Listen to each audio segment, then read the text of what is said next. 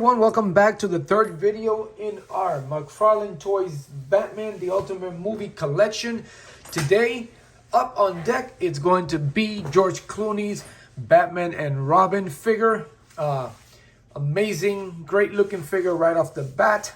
Love the colors, love the detail, like the head sculpt. So, without further ado, we're going to quickly go through the accessories, or, you know, what we call accessories.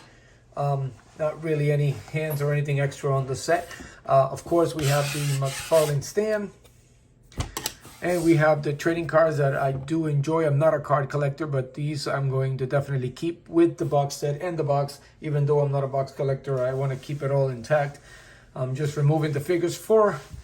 I'll probably display them for a while, but, you know, I'm eventually going to keep the box and put them back on the box to preserve them a little bit longer.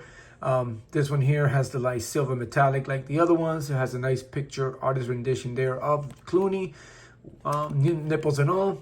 And again, as I stated on the other two videos, that I do enjoy the blog in the back. It's actually, you know, true to the actual movie. You know, it talks about the actual movie for each figure, which is great. So I'll move these to the side. And of course, it does have to share the same bat emblem from the first two, Keaton and Val Kilmer. The other ones have their own. The other three videos that are coming up are going to have their own bat signal. And you'll see those on the next couple of videos that are coming up soon, next couple of days in my channel. So we're going to quickly look out the figure. Again, the head sculpt and the face details on it are dead on George Clooney, which I'm glad. I mean, it is great. I know we're going to be getting another one soon, so I don't know how they can improve this. I'm sure they can if they wanted to. But I mean, it screams George Clooney. It looks just like him within it from any angle.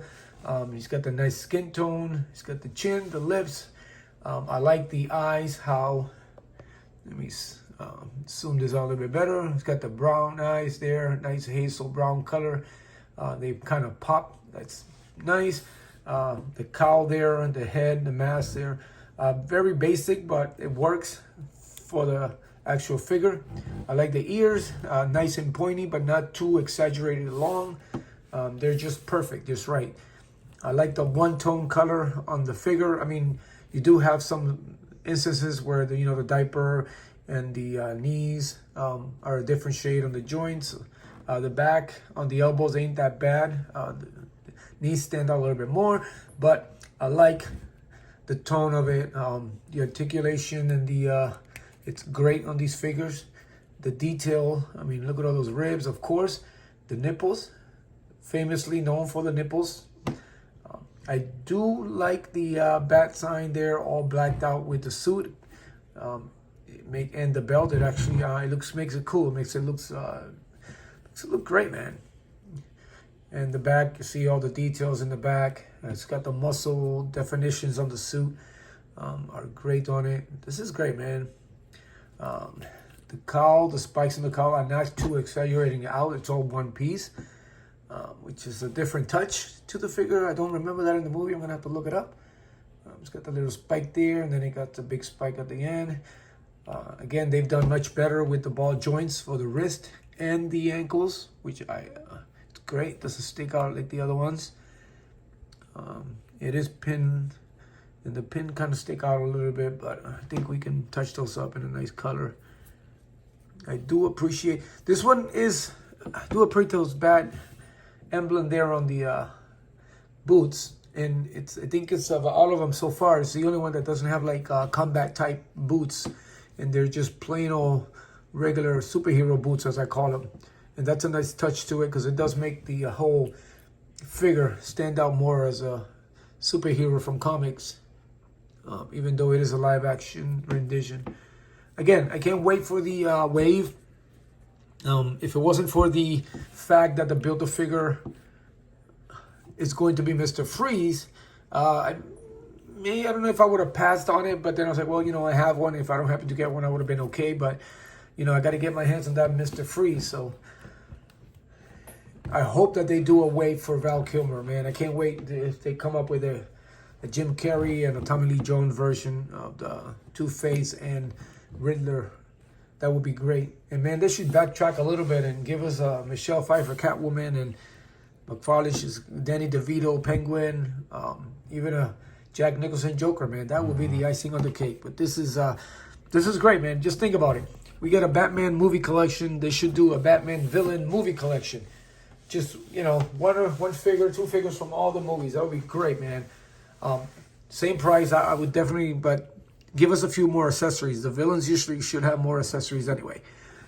But then, this is great, man. The articulation on it, the sculpt on the body. I think so far Val Kilmer is my favorite. But this one's a close second, man, from the box set. And yes, I do love Michael Keaton, favorite Batman. But the figures on these 2 particular ones are amazing, especially the face sculpt. And again, I've been having an issue with the first 2 as far as them not standing up straight. Something wrong with the feet that it's just hard to get them leveled and straight. This one, perfect. I mean, not perfect because I did have a little bit of problem trying to get it, but it does a lot better job standing up than the other 2. I still cannot to just stand them up. So there's, you know, displaying them with the stand because I can't get them feet straight, like just a straight out pose. I can't get them. And yes, I get it. You know, Batman, you can do these fighting poses and all kinds of poses, but, you know, it'd be great to just have them standing straight. That way I can fit them close to each other with all the other Batmans. So I am glad I got this box set. It is a great box set. For those of you who got it, you know exactly what I'm talking about. For those of you who try to hold off, I think there might be some places around that you might be able to get them. The price might not be the same, but, I mean, it is worth getting. So, again, 3 down, 3 to go. Stay tuned for Bale, Affleck, and Patterson. Those will be coming soon. Again, I don't have any Clooneys, or we don't have any Clooneys from McFarlane or anything to compare it to, so this will be a quick video. Hopefully, the other videos might be a little longer because I actually have I have another Affleck, I have another Bale, and I have the Patterson. The one who got me collecting the Batmans. Because, again, McFarlane wasn't a line that I was collecting. I had the Batman Arkham Knight. I picked up, I don't know, some sale or something. I ended up getting rid of it. When I finally saw Superman Action Comics 1000, that got me going back into the line. So I started getting into the line a bit more, studying, checking out what he had. And it did pick up the Justice League Batman also. I ended up selling it. It was going high at the time, so, you know, I kind of sold it. And, you know, I didn't really have a single Batman until I saw the Batman movie and the Patterson figure. And that got me going. And now I've got tons of Batmans. And I'll be doing a collection update on Batmans like I did Superman. And that, you know, got us to here, to this Ultimate Movie Collection. Again, a great, great box. Great figures. Some improvements on some of them from previous ones that we had, which I appreciate.